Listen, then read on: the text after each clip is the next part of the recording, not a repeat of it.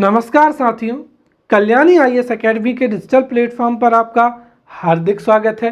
पिछले लेक्चर में हमने संतुलित आहार तथा कुछ प्रमुख पोषक तत्वों के बारे में बहुत ही अच्छे से पढ़ा एवं समझा था। इस लेक्चर में हम कुछ अन्य प्रमुख पोषक तत्वों के बारे में बहुत ही अच्छे से पढ़ेंगे एवं समझेंगे। तो शुरू करते हैं संतुलित आहार से।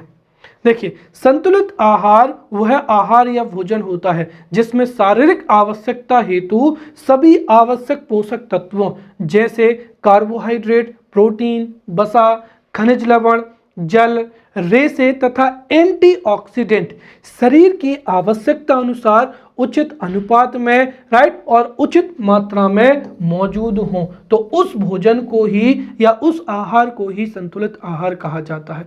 और संतुलित आहार के लिए हमें भोजन में सभी प्रमुख खाद्य वर्गों जैसे अनाज, दाल, हरी सब्जियां हो जाएंगी, फल हो जाएंगे, वसा हो जाएंगी, तेलीय भोज्य पदार्थ हो जाएंगे, मांस हो जाएगा, अंडा हो जाएगा, दूध हो जाएगा, मौसमी फल हो जाएंगे, साथ ही साथ अनाज हो जाएंगे। यदि इन सब को हम हमारे भोजन में इंक्लूड करते हैं या डाइट के रूप में ग्रहण करते हैं तो वही भोजन क्या होगा? संतुलित भोजन होगा। तो संतुलित भोजन वह भोजन होता है जिसमें शरीर के लिए आवश्यक सभी पोषक तत्व जैसे कार्बोहाइड्रेट, वसा, प्रोटीन, खनिज लवण, जल एवं रेशे मौजूद होना चाहिए। क्लियर? अब हम यहां पर समझते हैं पोषक पदार्थों के बारे में। तो पोषक पदार्थ ऐसे पदार्थ होते हैं जो जीवों में विभिन्न प्रकार की जैविक क्रियाओं के संचालन, क्रियान्वयन तथा संपादन के लिए आवश्यक होते हैं। अर्थात यदि हमारे शरीर को कुछ पोषक तत्व मौजूद नहीं होंगे तो उससे विभिन्न प्रकार की जो जैविक प्रक्रियाएं हैं वो संपन्न नहीं हो पाएंगी और इस वजह से जो शारीरिक गतिविधि है या शारीरिक संतुलन है वो भी गड़बड़ा जाएगा। इसीलिए शरीर के सभी अंगों के सुचारू रूप से संचालन के लिए या अपने उनके कार्यों की निष्पत्ति के लिए सभी पोषक तत्व जो हैं वो भोजन में मौजूद होना चाहिए। तो कुल मिलाकर पोषक पदार्थ ऐसे पदार्थ होते हैं जो जीवों में विभिन्न प्रकार की जैविक क्रियाओं के संचालन एवं संपादन के लिए आवश्यक होते हैं। उन्हें ही क्या कहा जाता है? पोषक पदार्थ कहा जाता है। और ये जो सभी पोषक पदार्थ होते हैं ये जीवों के द्वारा भोजन में या आहार के माध्यम से जो है ग्रहण किए जाते हैं। और यहीं से तो संतुलित आहार की जो परिभाषा बनती है।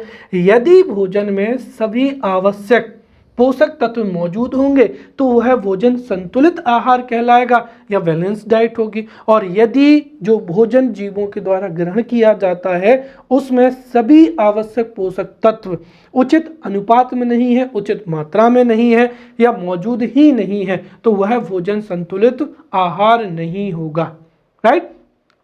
अब जो पोषक तत्व होते हैं, पोषक तत्वों की आवश्यकता शरीर को, प्रत्येक जीवधारी को अपने शरीर के अनुसार, आयु के अनुसार या लिंग के आधार पर अलग अलग होती है।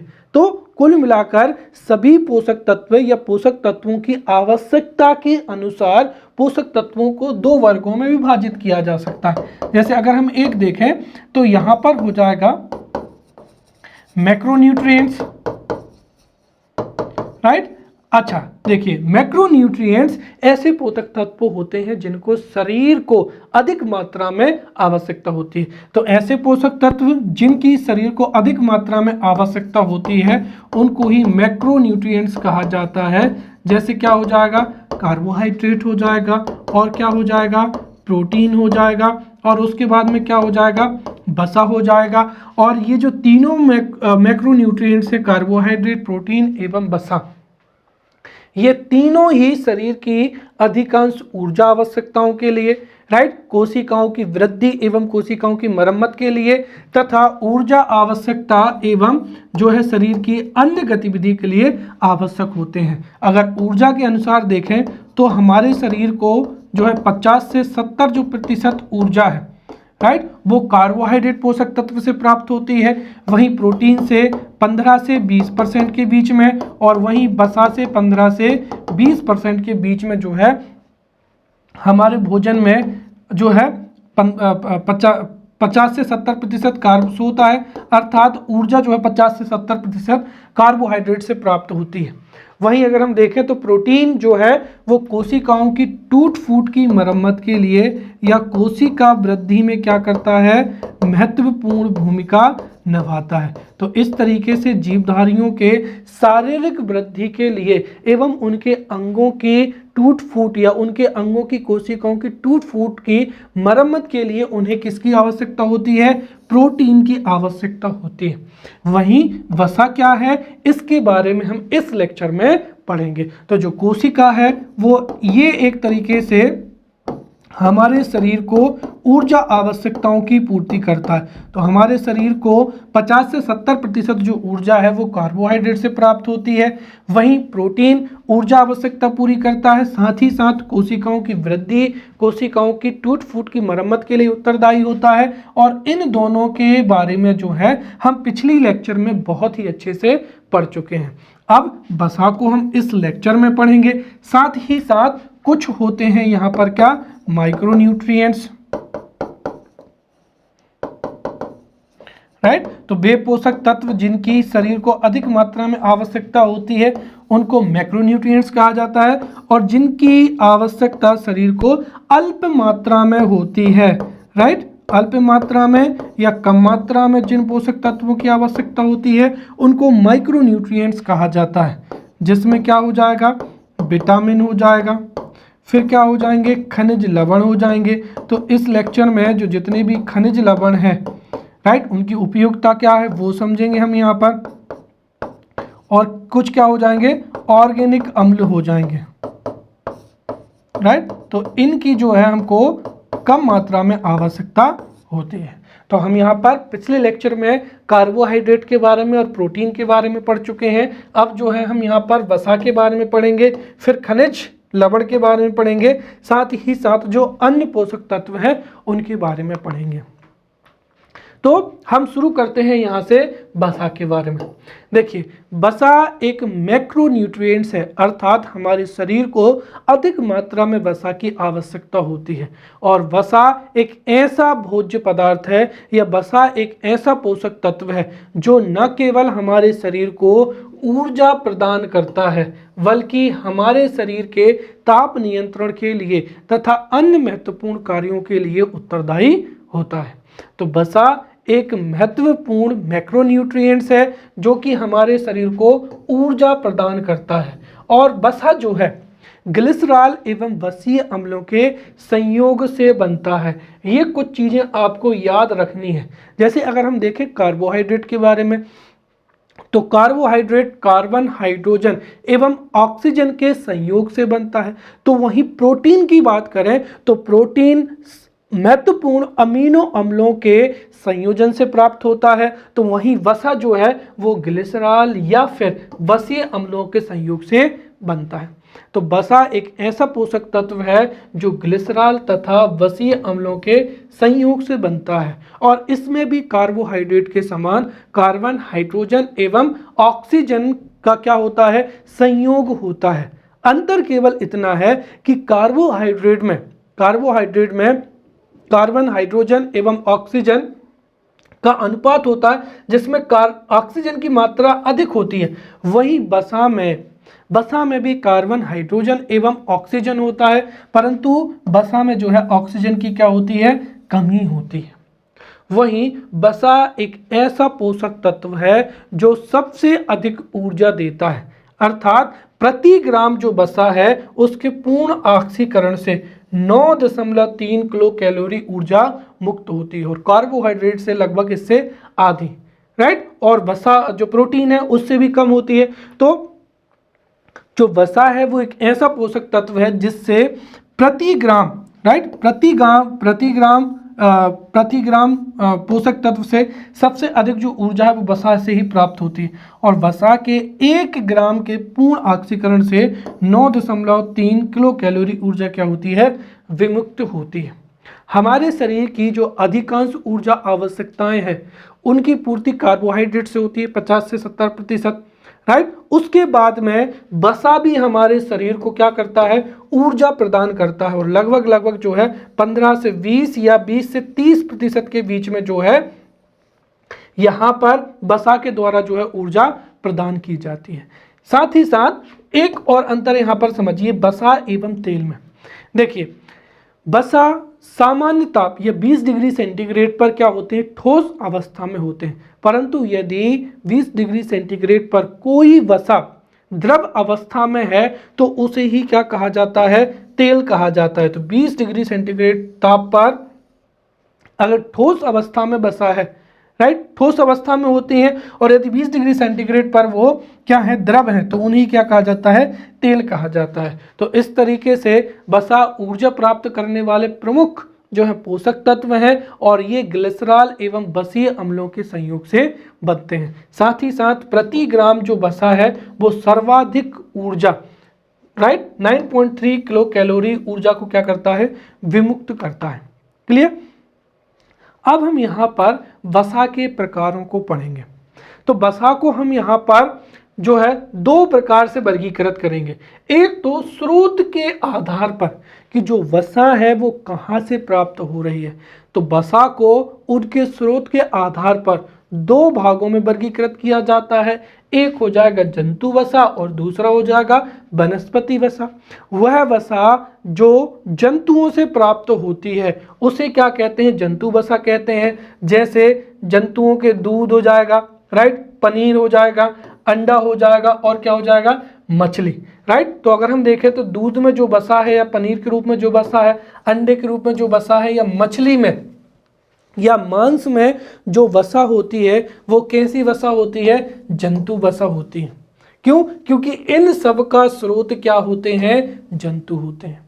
साथ ही साथ वह वसा जिसका स्रोत क्या होता है, वनस्पतियां होती हैं, उसे हम वनस्पति वसा कहते हैं। जैसे वनस्पति जो वसा है वो कहाँ से प्राप्त होती है, वनस्पति तेलों से प्राप्त होती है। और हमारे प्राकृतिक पर्यावरण में कई प्रकार के वनस्पति तेल उपलब्ध होते हैं, और ये वनस्पति तेल अखरोट से, बादाम से, मूंगफली से, नारियल से, सरसों से, तिल से, सूरजमुखी से, सोयाबीन आदि से जो है वो प्राप्त होते हैं, राइट। साथ ही साथ जो वसा अम्ल होते हैं, फैटी एसिड्स, राइट, अगर हम देखें तो वसा अम्ल जो है वो लिपिड्स के महत्वपूर्ण भाग होते हैं, और लिपिड्स से ही क्या होती है, वसाएं बनती हैं, राइट। ध्यान रखें आप, ये यहाँ पर छोटी सी जानकारी है कि जो वसा अम्ल होते हैं वो लिपिड्स के महत्वपूर्ण भाग होते हैं, और जो लिपिड्स होते हैं, राइट, उनसे ही क्या होती हैं, जो है वसा बनती है, राइट। तो जो वसा अम्ल है ये भी कितने प्रकार के होते हैं, दो प्रकार के होते हैं। एक हो जाएगा संतृप्त वसा। तो ऐसे वसा जो सामान्य ताप पर क्या होते हैं, ठोस होते हैं, तो उन्हें ही क्या कहा जाता है, संतृप्त वसा कहा जाता है। तो ऐसे वसा जो सामान्य ताप पर ठोस हो वो संतृप्त वसा कहे जाते हैं, और ऐसे वसा जो सामान्य ताप पर क्या हो, द्रव होते हैं, उनको क्या कहा जाता है, असंतृप्त वसा कहा जाता है। तो जो तेल है, अधिकांशतः जो तेल है वो क्या हो जाएंगे, असंतृप्त वसा में सम्मिलित होते हैं। क्लियर। अब हम यहाँ पर जो है वसा के कार्यों को समझेंगे, और ये जो है 5 नंबर में या 3 नंबर में प्रश्न पूछा जा सकता है कि वसा का कार्य क्या है। देखिए वसा हमारे शरीर के संचालन के लिए कई तरीके से महत्वपूर्ण होती हैं, और वसाओं के कई कार्य होते हैं, जिसमें से पहला महत्वपूर्ण कार्य हो जाएगा कि जो वसा है या फैटी एसिड जो वसा अम्ल होते हैं या वसा होती हैं, ये हमारे शरीर की त्वचा के नीचे क्या होती है, एक परत बना लेती हैं, और ये परत जो है हमारे शरीर की ऊष्मा को हमारे शरीर से बाहर नहीं जाने देती है। इसी वजह से हमारे शरीर का तापमान जो है वो नियत बना रहता है, और इसी वजह से हमारी शरीर की सारी जो है जैविक क्रियाएं संचालित हो पाती हैं। अगर वसा की परत नहीं होती तो चूंकि हमारे शरीर में जो है कई छिद्र होते हैं, राइट, जैसे जो रोम पाए जाते हैं, राइट। तो अगर वसा की परत नहीं होगी तो रोम के छिद्रों से जो शरीर की ऊष्मा है वो बाहर क्या हो जाएगी, आ जाएगी, और हमें हमारे शरीर के तापमान को मेंटेन करना फिर क्या हो जाएगा, मुश्किल हो जाएगा। तो पहला महत्वपूर्ण कार्य यही है कि वसा जो है, वसा त्वचा के नीचे जमा होकर शरीर की ऊष्मा को बाहर निकलने से क्या करती है, रोकती है। और इस तरीके से वसा हमारे शरीर के ताप को नियत बनाए रखने में महत्वपूर्ण होती है। साथ ही साथ हम जो भी भोजन ग्रहण करते हैं, अगर वो रूखा या सूखा होगा तो वो हमको रुचिकर नहीं लगेगा, टेस्ट नहीं आएगा, और टेस्ट नहीं आएगा, अच्छा नहीं लगेगा, तो आप उसको खाएंगे नहीं। तो जो वसाएं होती हैं, जब इनको भोज्य पदार्थों में सम्मिलित किया जाता है तो ये भोज्य पदार्थों के स्वाद को बढ़ा देती हैं, राइट। और इससे भोजन जो है वो कैसा लगता है, स्वाद उत्पन्न होता है या रुचिकर लगता है, राइट। उदाहरण के तौर पर जो सब्जी है, सब्जी को जब हम तेल से फ्राई करते हैं या फिर आप रोटी पर जो है घी वगैरह लगाते हैं, तो उससे आपको जो भोजन है वो क्या होता है, टेस्टी लगने लगता है। तो वसा भोजन में स्वाद उत्पन्न करते हैं, ये भोजन को रुचिकर बनाते हैं, और इसी वजह से भोजन जो है आसानी से ग्रहण किया जाता है। वसा का तीसरा महत्वपूर्ण कार्य हो जाएगा कि ये हमें हमारे शरीर को क्या करते हैं, चोटों से बचाते हैं। तो हमारे शरीर को चोटों से बचाने का जो महत्वपूर्ण कार्य है, ये भी वसा के द्वारा ही किया जाता है। और साथ ही साथ ये वसा हमारे शरीर में ऊर्जा भी प्रदान करते हैं, और लगभग अगर हम देखें तो 20 से 30% के बीच में जो है ऊर्जा हमारे शरीर को वसा के द्वारा प्रदान की जाती है। तो वसा के ये महत्वपूर्ण कार्य हो जाएंगे। एक तो क्या हो जाएगा, वसाएं हमारे शरीर में त्वचा के नीचे इकट्ठी होकर ताप को नियत बनाए रखने में मदद करती हैं, भोजन को रुचिकर एवं जो है भोजन में स्वाद उत्पन्न करती हैं, चोटों से बचाती हैं और हमारे शरीर को ऊर्जा प्रदान करती हैं। अब हम यहाँ पर वसा के स्रोत देखते हैं। तो वसा के स्रोत क्या हो जाएंगे, दूध हो जाएंगे, मांस हो जाएगा, मछली हो जाएगा, मूंगफली का तेल हो जाएगा, घी हो जाएगा। तो घी, सोयाबीन का तेल, मूंगफली का तेल, मछली का तेल, मांस और दूध, ये सभी क्या हो जाएंगे, वसा के प्रमुख स्रोत हो जाएंगे। अब हम यहाँ पर अगला समझते हैं कि वसा की अधिकता से या वसा की कमी से कौन कौन से विकार होते हैं, राइट। तो वसा की कमी से और वसा के अधिक से, तो सबसे पहले हम यहाँ पर समझते हैं कि वसा की कमी से कौन कौन सी समस्याएं उत्पन्न होती हैं, कौन कौन से शारीरिक विकार उत्पन्न होते हैं। देखिए, यदि कोई व्यक्ति अपने भोजन में वसा को सम्मिलित नहीं करता है तो वसा की कमी होने से उसकी जो त्वचा है वो कैसी हो जाती है, रूखी हो जाती है। क्लियर। तो वसा ग्रहण ना करने से मानव शरीर की जो त्वचा है वो रूखी हो जाती है, अर्थात चमक भी कम हो जाती है। साथ ही साथ वसा की कमी से वजन में ह्रास होता है, और साथ ही साथ शरीर का जो शारीरिक विकास है वह भी अवरुद्ध हो जाता है। शरीर को ऊर्जा भी जो है भरपूर मात्रा में प्राप्त नहीं होती है, राइट। तो वसा की कमी से त्वचा रूखी हो जाती है, वजन में ह्रास होता है और शरीर का विकास अवरुद्ध हो जाता है। इसीलिए हमारे भोजन में जो है उपयुक्त मात्रा में वसा होनी चाहिए, राइट। अब हम देखते हैं कि वसा की अधिकता से क्या क्या होता है। देखिए, व्यक्ति को अच्छा स्वादिष्ट भोजन खाना पसंद होता है, राइट। और इसीलिए व्यक्ति अधिकांशतः जो है तैलीय भोजन या तले हुए खाद्य पदार्थों को खाना पसंद करते हैं। और जो खाद्य पदार्थ होते हैं या जो तेलीय खाद्य पदार्थ होते हैं या जो तले हुए भोज्य पदार्थ होते हैं या पकवान होते हैं, उन पकवानों में वसा अधिक मात्रा में क्या होता है, उपस्थित होता है। इसीलिए अगर वसा युक्त भोजन को या तेलीय भोजन को या तले हुए भोजन को या पकवानों को अधिक मात्रा में खाया जाता है तो उससे हमारे शरीर का जो है शरीर स्थूल होता जाता है। क्योंकि हमारे शरीर में हम जितना ज़्यादा फैट्स को कंज्यूम करेंगे वो फैट्स हमारे शरीर में चर्बी के रूप में इकट्ठा होने लगता है। इसी वजह से आप जितना तेलीय भोजन खाएंगे, जितना फैट कंज्यूम करेंगे या जितना वसा युक्त भोजन ग्रहण करेंगे, आपके शरीर पर उतनी ही अधिक जो है चर्बी जमा होती जाएगी। तो वसा की अधिकता से एक और शरीर स्थूल हो जाता है, शरीर पर चर्बी चढ़ जाती है, राइट, मोटापा बढ़ता है, और इन सब के परिणाम स्वरूप हृदय संबंधी रोग होते हैं। उक्त जो है रक्तचाप या ब्लड प्रेशर जो है हाई होने जैसी कई समस्याएं भी उत्पन्न होती हैं।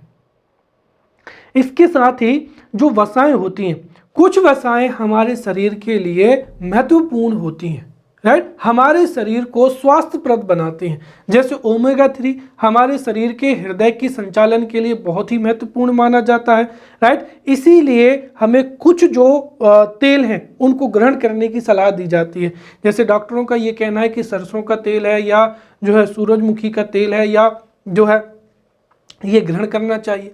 वहीं कुछ वसाएं हमारे शरीर के लिए बहुत ही हानिकारक होती हैं। जैसे क्या हो जाएगा, कोलेस्ट्रॉल हो जाएगा। अगर हमारे भोजन में जो है मक्खन है या घी है या तली हुई वस्तुएं, राइट, जैसे पराठे हो जाएंगे, आलू बड़े हो जाएंगे, समोसे हो जाएंगे, और मार्केट से आप जो भी असंतृप्त हाइड्रोकार्बन को खाते हैं, राइट, अगर उनका आप ज़्यादा सेवन करेंगे तो उससे शरीर में क्या होगा, कोलेस्ट्रॉल में वृद्धि होगी। और कोलेस्ट्रॉल हमारे शरीर के लिए बहुत ही घातक होता है या बहुत ही नुकसान पहुंचाता है। कोलेस्ट्रॉल की अधिकता से ही कई प्रकार की लाइफस्टाइल जो डिसीजेज हैं वो उत्पन्न होती हैं। अर्थात कोलेस्ट्रॉल की वृद्धि होने से धमनियों में अवरोध उत्पन्न होता है, जिससे हृदय संबंधी रोग उत्पन्न होते हैं। साथ ही साथ उच्च रक्तचाप जैसी जो है समस्याएं भी उत्पन्न होती हैं।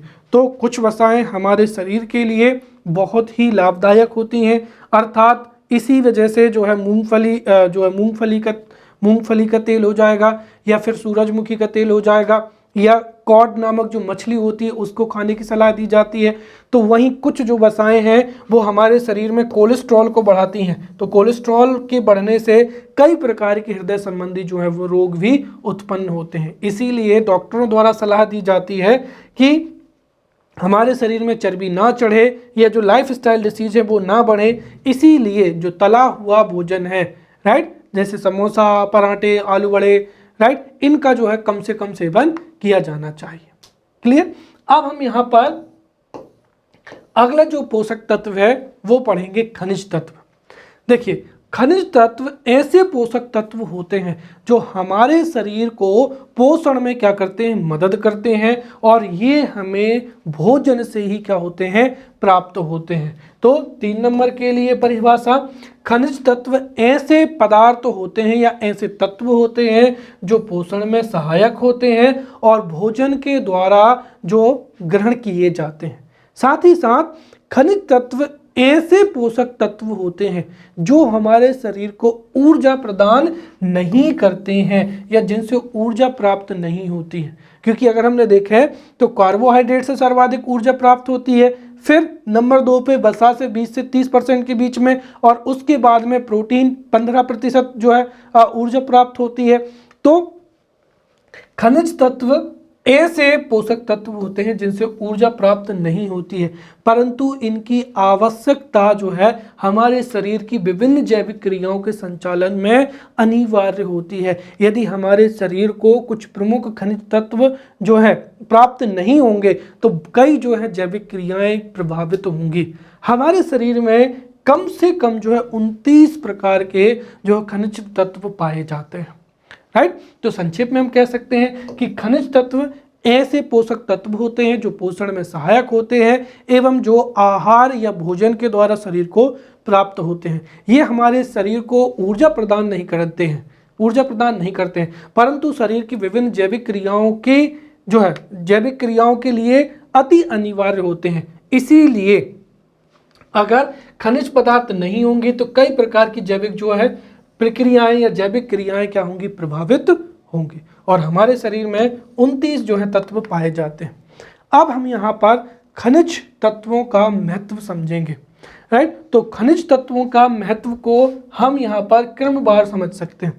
देखिए, खनिज तत्व भी कई प्रकार के होते हैं जिनको हम एक एक करके पढ़ेंगे। जैसे सोडियम हो जाएगा, पोटेशियम हो जाएगा, लोहा हो जाएगा, क्लोरीन हो जाएगा, राइट। तो उन सब खनिजों का अपना अलग अलग क्या होता है, महत्व होता है। तो जितने भी हम खनिज पढ़ेंगे उन सब की क्या महत्व है, क्या कार्य है, उसको हम एक तरीके से सम्मिलित रूप से यहाँ पर खनिजों के कार्य के रूप में उत्तर लिख सकते हैं। तो खनिजों का महत्व क्या है इसको हम यहाँ पर निम्न बिंदुओं से समझ सकते हैं। सबसे पहला हो जाएगा कि देखिए कुछ खनिज लवण जैसे सोडियम है, फास्फेट है, ये हमारे अस्थियों अर्थात हड्डियों तथा दांतों के क्या होते हैं, प्रमुख घटक होते हैं। और अगर हमारे शरीर में सोडियम है या फास्फेट है, इन खनिज तत्वों की कमी होगी तो स्वाभाविक बात है इसका नकारात्मक प्रभाव हमारे शरीर की अस्थियों पर और साथ ही साथ दांतों पर पड़ेगा। दूसरा हो जाएगा कि जो कुछ महत्वपूर्ण खनिज तत्व होते हैं ये हमारे हृदय स्पंदन के लिए, पेशीय संकुचन के लिए, राइट, रक्तचाप के लिए, रक्त का थक्का बनने के लिए महत्वपूर्ण होते हैं। यदि ये खनिज तत्व नहीं मिलेंगे तो इनसे संबंधित जो है वो समस्याएं होंगी। तो कुछ खनिज तत्व जो हैं वो हृदय स्पंदन, पेशीय संकुचन एवं रक्त का थक्का जमाने में महत्वपूर्ण भूमिका निभाते हैं। साथ ही साथ कुछ खनिज जो लवण है वो कोशिका कला, राइट, कोशिका कला को हम क्या कह सकते हैं, कोशिका झिल्ली कहते हैं, राइट। तो कोशिका झिल्ली या कोशिका कला की जो पारगम्यता है उसको बनाए रखने में भी कई जो है खनिज लवण महत्वपूर्ण भूमिका निभाते हैं। साथ ही जो उपापचयी अभिक्रियाओं हैं, राइट, और उपापचयी अभिक्रियाओं में क्या होता है, अणुओं को जो है जोड़ने में महत्वपूर्ण भूमिका निभाते हैं, राइट। तो हमारे शरीर में जो मेटाबॉलिक एक्टिविटीज होती हैं उनमें उपचयी, उपापचयी और अपचयी दोनों क्रियाओं के माध्यम से ही हमारी जैविक क्रियाएं संपन्न होती हैं। और इन जैविक क्रियाओं की संपन्नता में ये खनिज लवण महत्वपूर्ण भूमिका निभाते हैं। साथ ही साथ कुछ जो खनिज लवण हैं वो शरीर के तरल अंतः वातावरण में, क्योंकि हमारा जो शरीर की कार्य प्रणाली है वो एक तरीके से तरल माध्यम में संचालित होती है, क्योंकि रक्त जो है, रक्त क्या होता है, लिक्विड होता है, और रक्त के माध्यम से ही चाहे वो भोज्य पदार्थ हो, कर्ब ऑक्सीजन हो या गैसों का आदान प्रदान हो, वो किसके माध्यम से होता है, रक्त के माध्यम से ही होता है। तो कुछ खनिज जो लवण है वो शरीर के तरल अंतः वातावरण में उपयुक्त परासरणीय सांद्रण, पीएच तथा रुधिर दाब आदि का क्या करते हैं, निगमन करते हैं, जिससे हमारा शरीर जो है विधिवत तरीके से कार्य कर पाता है। तो ये सब जो है ये खनिज तत्वों के क्या हो जाएंगे, महत्व हो जाएंगे। अब हम यहाँ पर खनिज तत्वों के कार्यों को भी समझेंगे। तो खनिज तत्वों के कार्य कौन कौन से होते हैं, जिसमें पहला हो जाएगा कि देखिए खनिज तत्वों में जो खनिज लवण होते हैं, अब खनिज लवण है, अगर लवण है तो उसमें क्या होंगे, धनात्मक आयन भी होंगे और ऋणात्मक आयन भी होंगे। और हमारे शरीर में अगर ऋणात्मक और धनात्मक आयन होते हैं, अर्थात यदि हमारे शरीर में विद्युत चालकता है तो इसी की वजह से जीव द्रव्य में क्या होती है, संवेदनशीलता होती है। अर्थात खनिज लवण हमारे शरीर में संवेदनशीलता के लिए उत्तरदायी होते हैं, क्योंकि लवणों के जो आयन है उसके कारण ही जीव द्रव्य में क्या होती है, विद्युत चालकता होती है, और इसी की वजह से जीव द्रव्य में क्या होती है, संवेदनशीलता होती है। साथ ही साथ कुछ जो महत्वपूर्ण खनिज होते हैं वो रासायनिक प्रक्रियाओं में आयन या बंधकों का कार्य भी करते हैं। साथ ही साथ हमारे शरीर के कई ऊतक हो जाएंगे, कई अस्थियां हो जाएंगी, हड्डियां हो जाएंगी, दांत हो जाएंगे, उनकी रचना में भी कई महत्वपूर्ण जो है वो लवण भाग लेते हैं। साथ ही साथ हृदय स्पंदन हो जाएगा, पेशीय संकुचन हो जाएगा, राइट, फिर हृदय स्पंदन चेतना का संवहन हो जाएगा। इन सब में भी जो है महत्वपूर्ण भूमिका निभाते हैं। मानव शरीर के लिए महत्वपूर्ण जो आवश्यक खनिज हैं उनको हम एक एक करके समझेंगे, और यहाँ से भी हो सकता है 3 नंबर का जो प्रश्न है वो किसी एक खनिज लवण से पूछा जा सकता है, या 5 नंबर का प्रश्न पूछा जा सकता है कि सोडियम, जैसे पूछा जा सकता है कि सोडियम खनिज के महत्व के बारे में समझाइए, यह सोडियम जो खनिज है वो हमारे शरीर के लिए क्यों आवश्यक होता है। तो हम यहाँ पर एक एक करके जो महत्वपूर्ण आवश्यक खनिज हैं, तो आवश्यक खनिजों को हम एक एक करके यहाँ पर पढ़ेंगे।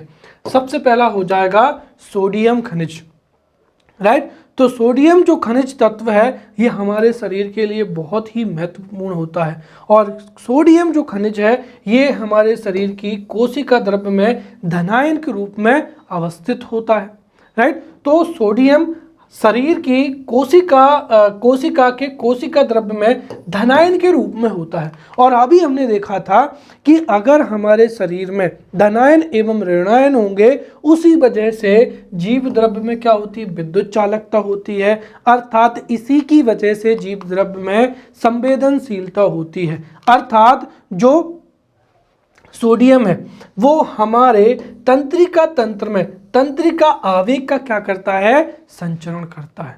तो लवण के माध्यम से ही हमारे शरीर में या जीव द्रव्य में संवेदनशीलता होती है। अर्थात जो सोडियम है जो धनायन के रूप में होता है, यह तंत्रिका तंत्रों में तंत्रिका आवेश के संचरण के लिए क्या होता है, महत्वपूर्ण होता है।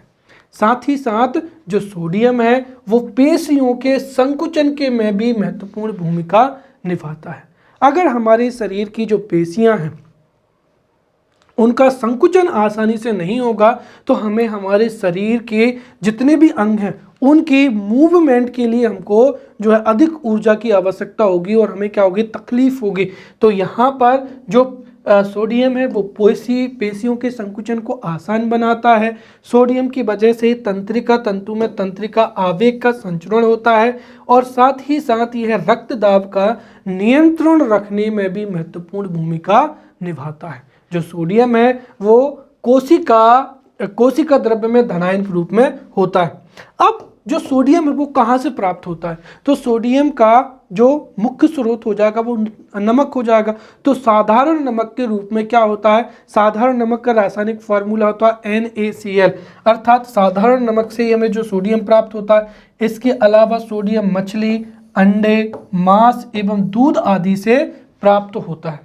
यदि हमारे शरीर को सोडियम की पर्याप्त आपूर्ति नहीं होती है तो इस स्थिति में हाइपोनेट्रीमिया नामक रोग हो जाता है और इस रोग में व्यक्ति का लगातार सिर दर्द होता है, उसकी उल्टी की इच्छा होती है, उसको थकान होती है और मांसपेशियों में क्या होती है, कमजोरी होती है और क्या होती है, ऐंठन होती है। तो सोडियम की कमी से हाइपोनेट्रीमिया नामक रोग हो जाता है। अगला पोषक तत्व हो जाएगा यहाँ पर खनिज तत्व के रूप में पोटेशियम हो जाएगा। तो दूसरा खनिज तत्व हो जाएगा पोटेशियम। पोटेशियम भी हमारे शरीर के लिए एक आवश्यक खनिज तत्व है जो कि कोशिका द्रव्य में धनायन के रूप में होता है, राइट। और साथ ही साथ यह सभी खाद्य पदार्थों में भी उपस्थित होता है। पोटेशियम जो है हमारे शरीर की, राइट, कई अभिक्रियाओं के लिए आवश्यक होता है। पहली क्या हो जाएगी, कोशिका में होने वाली जो अनेक अभिक्रियाएं हैं उनमें पोटेशियम क्या होता है, महत्वपूर्ण भूमिका निभाता है।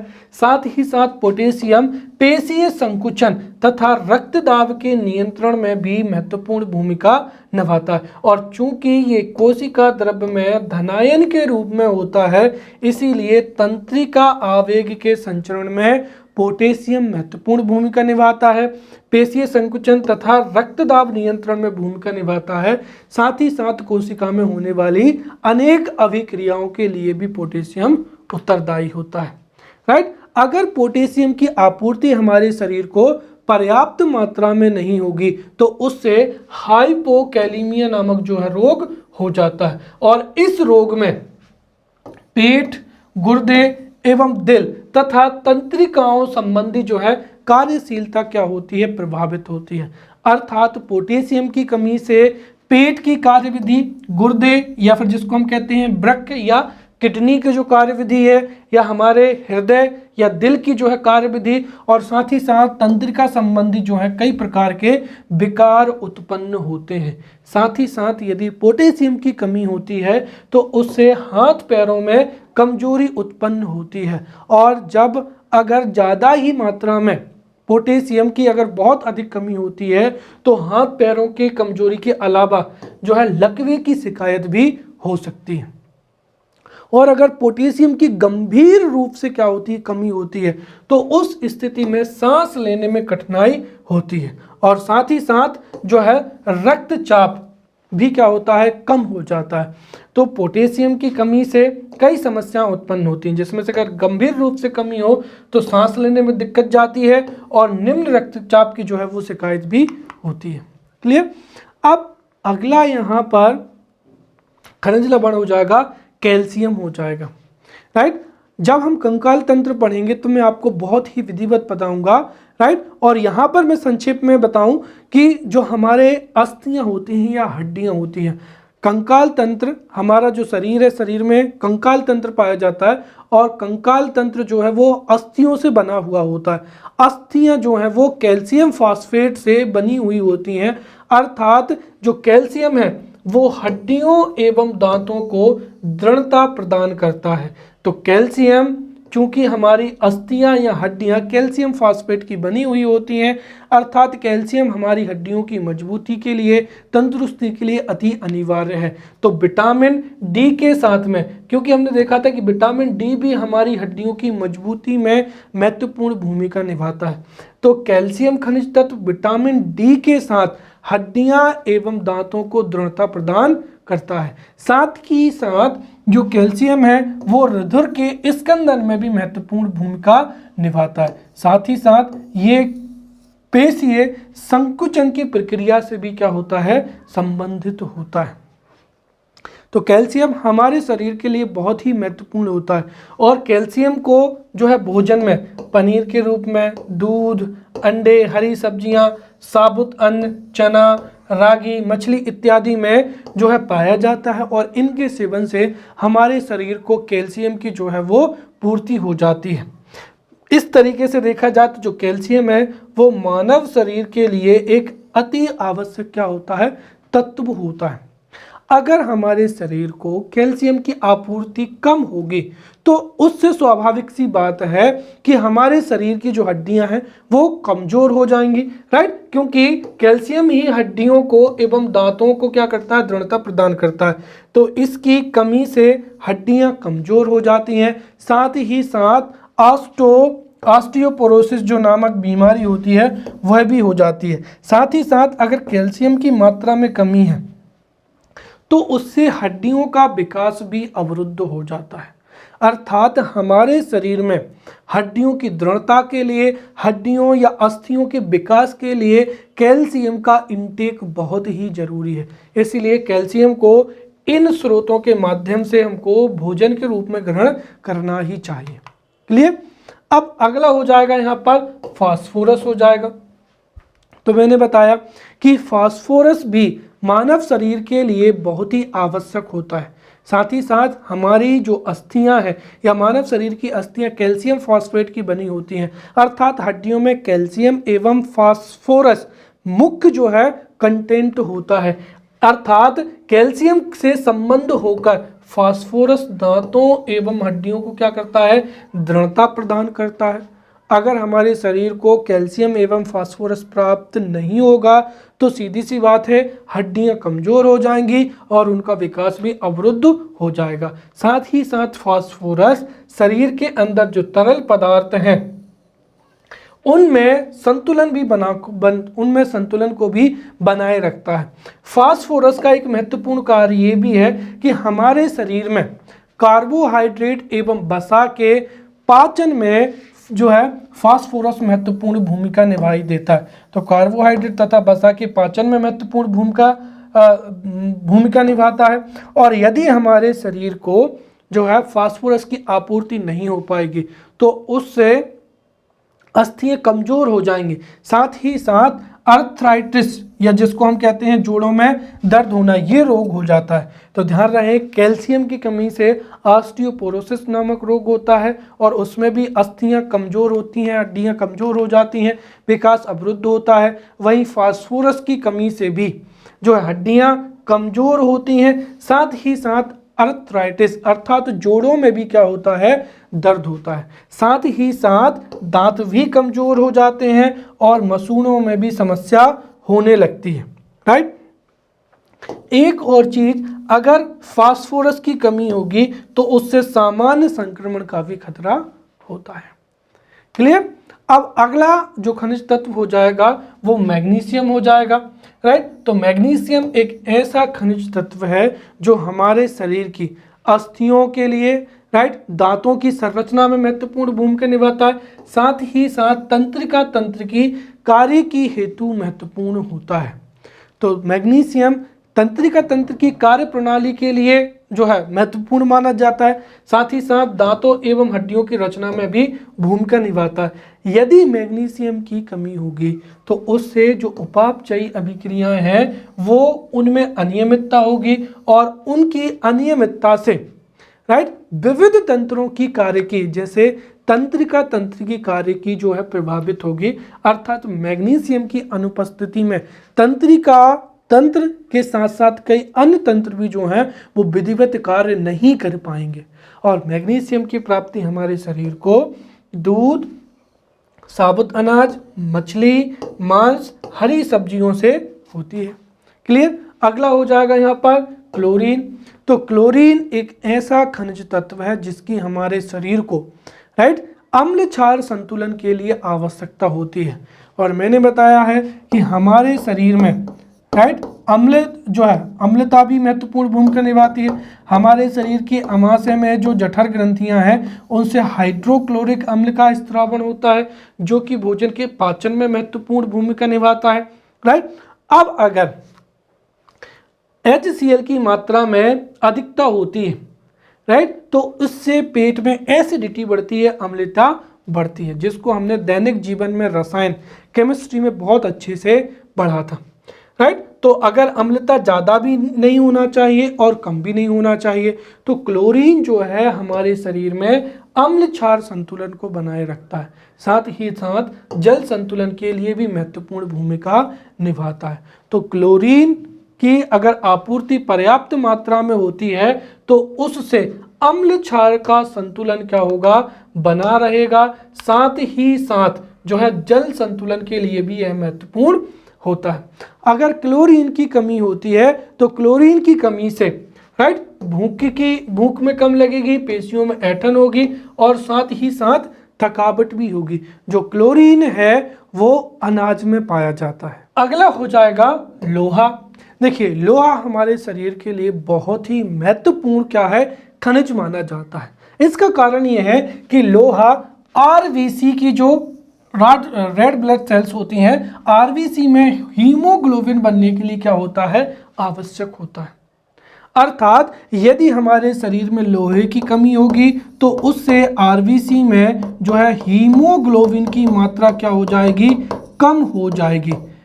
और मैं आपको बताना चाहूँगा कि हमारे शरीर में ऑक्सीजन का जो परिसंचरण होता है वो रक्त के माध्यम से ही होता है। हम जो वायु ग्रहण करते हैं वो हमारे फेफड़ों में जाती है और फेफड़ों में जो ऑक्सीजन है वो रक्त में जो है हीमोग्लोबिन से अभिक्रिया करके क्या बनाती है, ऑक्सी हीमोग्लोबिन बनाती है और ऑक्सी हीमोग्लोबिन के माध्यम से ही हमारे शरीर के सभी अंगों तक जो है ऑक्सीजन पहुंच पाती है।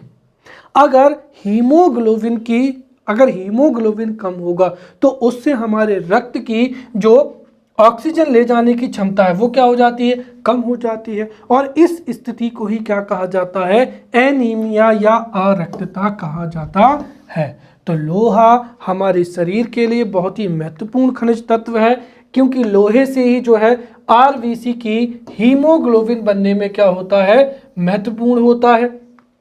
या फिर हम दूसरे शब्दों में कहते हैं कि लोहे से ही रक्त का जो है हीमोग्लोबिन बनता है, या लोह जो तत्व है वो हीमोग्लोबिन के बनने के लिए अनिवार्य होता है।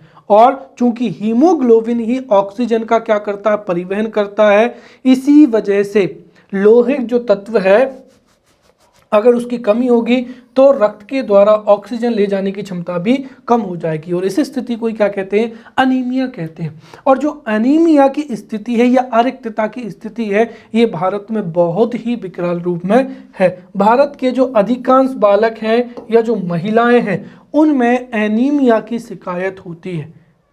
और इसका कारण ये है कि हमारे देश में पर्याप्त मात्रा में जो है वो लौह तत्व की आपूर्ति नहीं हो पा रही है।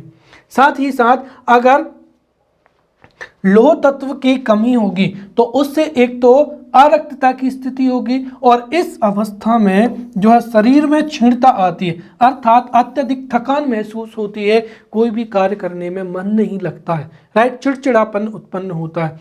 तो अरक्तता की स्थिति में अत्यधिक थकान होगी और कोई भी कार्य करने का मन नहीं होगा। और जब आरक्तता बहुत ही अधिक बढ़ जाता है तो उसमें आंखों के सामने अंधेरा छाने लगता है, राइट। कई बार व्यक्ति को चक्कर आने लगते हैं, सर बहुत ज़्यादा भारी होता है, एक तरीके से वह व्यक्ति जो है काम बिल्कुल भी नहीं कर पाता है।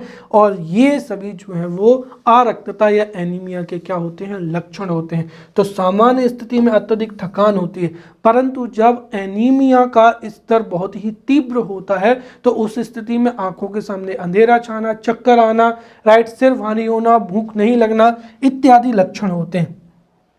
इसीलिए भोज्य पदार्थ में जो लौह तत्व है वो पर्याप्त मात्रा में होना चाहिए। और जो लौह तत्व है वो पालक है, करौंदा है, मेथी, अनाज और जो मेवे हैं, राइट, जितने भी सूखे फल हैं उनमें लौह तत्व भरपूर मात्रा में पाया जाता है। और एक व्यक्ति को प्रत्येक दिन लगभग 20 से 25 ग्राम जो है वो लोहा आवश्यक होता है। क्लियर। साथ ही साथ गर्भवती महिलाओं को या महिलाओं को भी जो है लौह तत्व की अधिक आवश्यकता होती है। क्लियर। अब अगला हो जाएगा खनिज तत्व आयोडीन हो जाएगा। ठीक है। आयोडीन एक ऐसा खनिज तत्व है जो हमारे शरीर की जो है थायराइड ग्रंथि के संचालन के लिए बहुत ही महत्वपूर्ण होता है। थायराइड ग्रंथि द्वारा जो थायरॉक्सिन हार्मोन होता है उसके संश्लेषण के लिए आयोडीन महत्वपूर्ण भूमिका निभाता है। अर्थात यदि हमारे भोज्य पदार्थों में आयोडीन है तो उससे थायराइड ग्रंथि जो है आसानी से कार्य कर पाएगी और थायराइड ग्रंथि के फलस्वरूप ही जो थायरॉक्सिन हार्मोन है उसका संश्लेषण हो पाएगा, राइट। परंतु यदि आयोडीन की कमी होती है तो थायरॉक्सिन हार्मोन का संश्लेषण नहीं हो पाएगा और इस स्थिति में घेंगा रोग हो जाता है। घेंगा रोग होने पर जो थायराइड ग्रंथि है उसका आकार बढ़ जाता है और यहाँ पर जो गला है, गले में सूजन आती है, गला एक तरीके से लटक जाता है। इसके साथ ही जो व्यक्ति घेंगे से प्रभावित होता है उसका शारीरिक एवं मानसिक जो है परिवर्तन भी होने लगता है और तंत्रिका तंत्र भी क्या होता है, प्रभावित होता है। इसीलिए भोजन में पोषक तत्व के रूप में आयोडीन होना ही चाहिए। और जो आयोडीन है वो शैवाल जैसे क्या हो जाएगा, लिमनेरिया हो जाएगा, समुद्री मछली, समुद्री भोजन, राइट, हरे पत्तेदार सब्जियां, आयोडीन युक्त जो नमक है इसमें पाया जाता है। इसीलिए आयोडीन युक्त जो नमक है उसका सेवन किया जाना चाहिए। अगला हो जाएगा जल। तो हमारे शरीर के लिए आवश्यक सभी पोषक तत्वों के साथ साथ जल भी उतना ही महत्वपूर्ण होता है। जल संतुलित आहार का एक महत्वपूर्ण घटक होता है, राइट। जो जल है वो हमारे आहार का या भोजन का एक महत्वपूर्ण घटक होता है और प्रत्येक व्यक्ति को अपनी आयु, अपने वजन के अनुसार प्रत्येक दिन 4 से 5 लीटर जो है पानी प्रतिदिन पीना चाहिए। उसका कारण क्या है कि जो जल है वो हमारे शरीर के तापमान को जो है नियंत्रित करता है। अर्थात जल मानव शरीर के तापमान को पसीना के द्वारा एवं वाष्पन के द्वारा नियंत्रित करता है। हमारे शरीर का टेम्परेचर जो है, हमारे शरीर की जितनी भी जैविक घटनाएं होती हैं वो एक नियत ताप पर ही संभव होते हैं। इसीलिए अगर हमारे शरीर का तापमान ज़्यादा अधिक, बहुत ही अधिक हो जाएगा या बहुत ही कम हो जाएगा तो उससे हमारी जैविक क्रियाएं रुक जाएंगी और हो सकता है कि कई बार इसका बहुत ही दुष्परिणाम भी निकले। इसीलिए हमारे शरीर का तापमान के नियंत्रण में जो है जल की बहुत ही महत्वपूर्ण भूमिका होती है। उदाहरण के लिए जब आप बहुत तेज दौड़ते हैं या लगातार काम करते हैं तो कार्य करने की वजह से आपकी कोशिकाओं को अधिक मात्रा में ऊर्जा की आवश्यकता होती है, जिससे भोज्य पदार्थों का ऑक्सीकरण होता है और फलस्वरूप ऊर्जा के ऑक्सीकरण के लिए आप क्या करते हैं, बार बार सांस लेते हैं।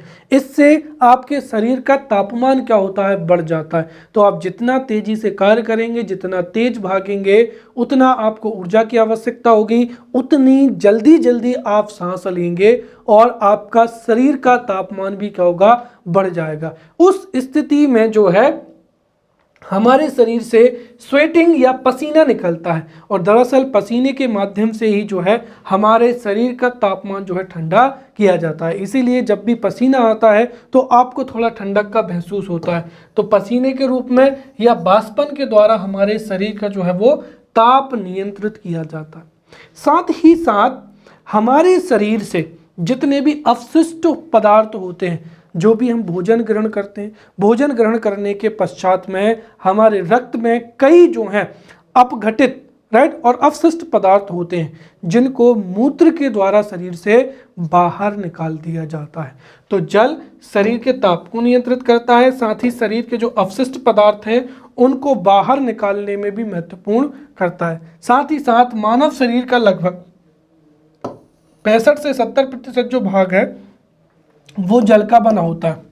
यदि किसी वजह से अगर हमारे शरीर में जल की कमी होती है, उदाहरण के तौर पर उल्टियां होती हैं या अतिसार होता है, या डिहाइड्रेशन की स्थिति होती है, तो उस स्थिति में हमारे शरीर में पानी की बहुत ज़्यादा कमी हो जाती है, या हमारा शरीर जो है वो डिहाइड्रेट हो जाता है। और ऐसी स्थिति में अगर उचित समय पर हमारे शरीर में जल की आपूर्ति नहीं हुई तो उससे व्यक्ति की मृत्यु तक हो सकती है। इसीलिए गर्मियों के दिनों में शरीर का तापमान नियंत्रण के लिए जब पसीना आता है, और इसी वजह से अगर किसी को भी चक्कर आते हैं, सनस्ट्रोक लग जाता है, तो उसको सबसे पहले ग्लूकोज दिया जाता है, या जो है सामान्य रूप से अगर हम देखें तो उसको नमक का घोल, नमक शक्कर को जो है पानी पिला दिया जाता है, ताकि उसके शरीर में जो निर्जलीकरण की अवस्था है वो दूर हो जाए। साथ ही साथ हमारे शरीर में जो अधिक जो जैव रासायनिक अभिक्रियाएं वो भी जलीय माध्यम में ही क्या होती हैं, संपन्न होती हैं। अब अगर हम देखें तो जल एक बहुत अच्छा विलायक होता है, जो कि हमारी सभी कोशिकाओं का क्या होता है, महत्वपूर्ण घटक होता है।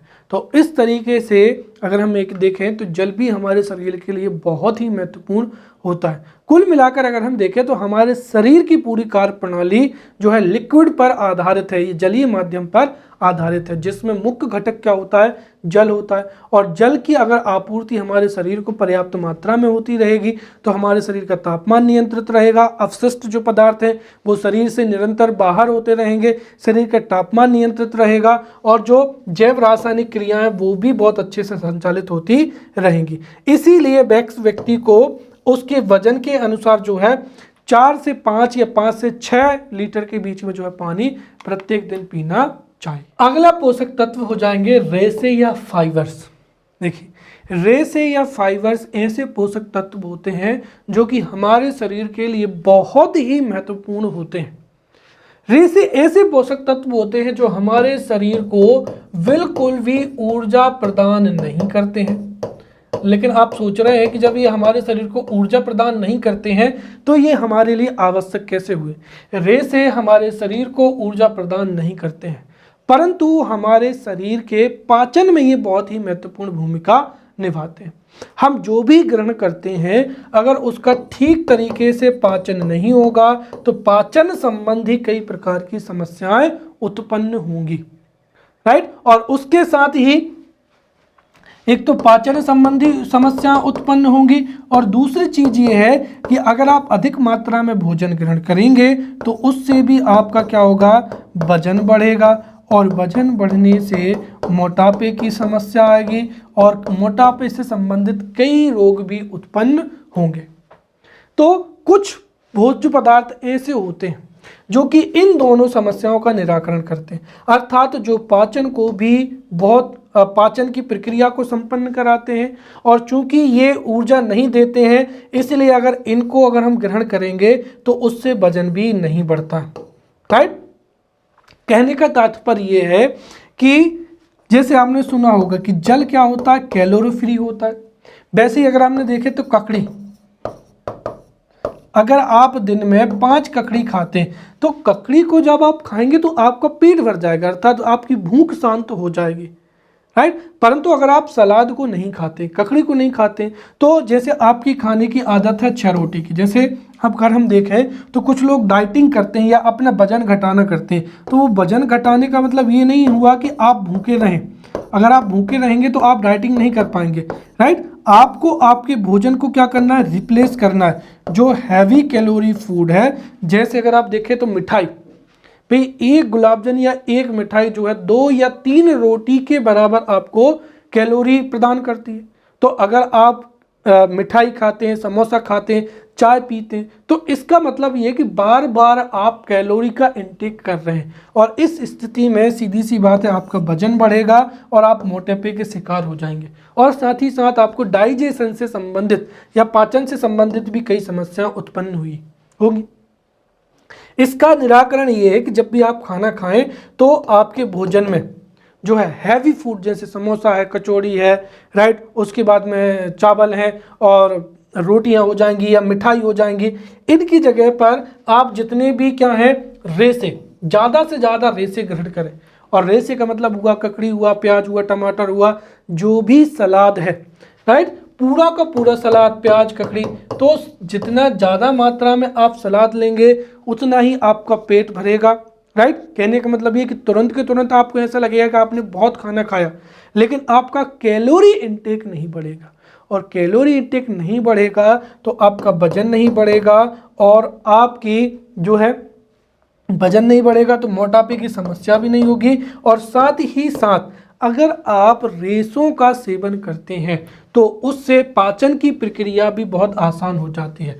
तो रेसे पाचन में महत्वपूर्ण भूमिका निभाते हैं, साथ ही साथ हमारे शरीर में जो अपचित भोजन होता है उसको भी शरीर से बाहर निकालने में क्या होते हैं, सहायक होते हैं। अगर आप सैलेड खाएंगे तो आपको पेट आपको बिल्कुल हल्का लगेगा, राइट, क्योंकि सारा का सारा जो अपचित भोजन होता है वो रेसे के माध्यम से बाहर निकाल दिया जाता है, राइट। और भोजन ग्रहण करने से पहले अगर आप सलाद को खाते हैं, जैसे ककड़ी है, प्याज है, टमाटर, अगर आप खाने के साथ साथ खाएंगे तो उतना फ़ायदेमंद नहीं होगा।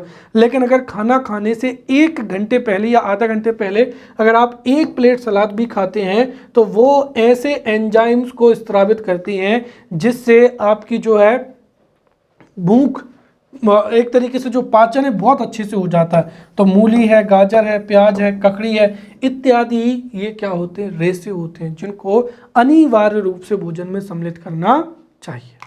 क्लियर। फिर अगला पोषक तत्व हो जाएगा प्रतिऑक्सीकारक हो जाएगा या एंटीऑक्सीडेंट हो जाएंगे।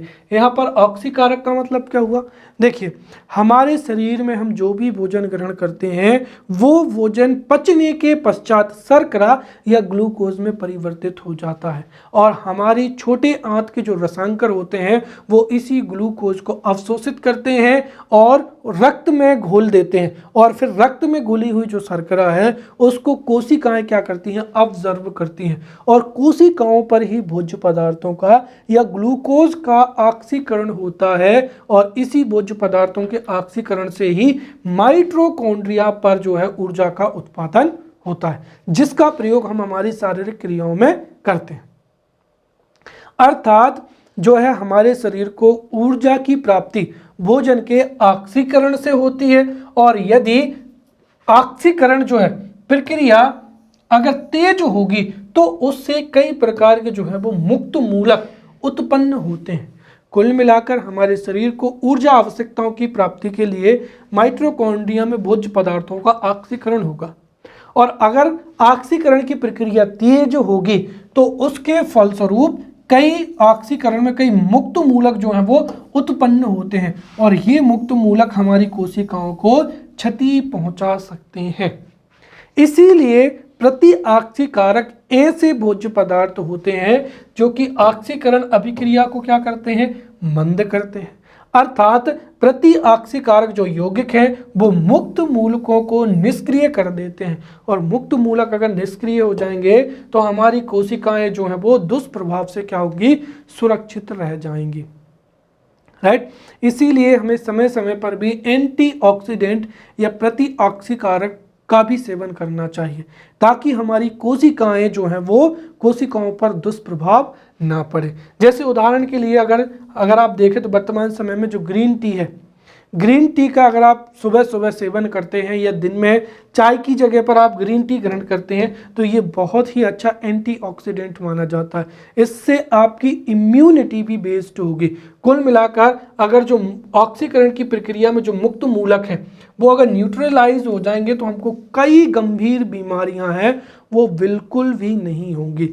तो ग्रीन टी हो जाएगा या नींबू भी एक बहुत अच्छा एंटीऑक्सीडेंट होता है। आप सुबह सुबह थोड़े गुनगुने पानी में अगर नींबू को डाल के या स्क्वीज करके अगर उसको पिएंगे तो वो एक एंटीऑक्सीडेंट का कार्य करता है। हरी सब्जियां हो जाएंगी, फल हो जाएंगे, इनके सेवन से जो है कोशिकाओं की क्षति नहीं पहुंचती है और हमारी जो बॉडी है उसमें से जितने भी मुक्त मूलक होते हैं, फ्री रेडिकल्स होते हैं, वो दूर हो जाते हैं। राइट, तो ये हमने यहाँ पर प्रमुख पोषक तत्वों को पढ़ लिया है। अगले लेक्चर में मिलते हैं, तब तक के लिए धन्यवाद।